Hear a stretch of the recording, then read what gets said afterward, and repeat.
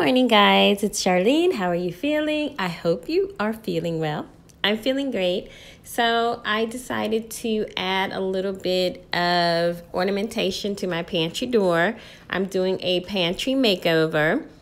And I decided to start on the outside first because that's just how I am. So I was sitting in my kitchen looking up at the entryway or the passageway, and we have some really nice trim and applique there.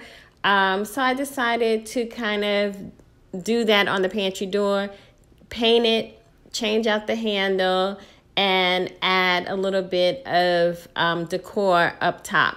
And I really love it. It's very shabby chic, French country inspired, and it fits my kitchen very well. And I have to say that I might do a larger handle. Looking at the handle, it seems like the scale is off, which is funny because when it was just the knob, it didn't bother me, but for some reason the handle bothers me. Anyway, the sun is finally shining, so I'm going to see if I can capture a little bit of footage of where I sit in the morning looking at my favorite YouTubers as I'm having coffee. And I'm going to leave you with the rest of the video. Have a good day, y'all.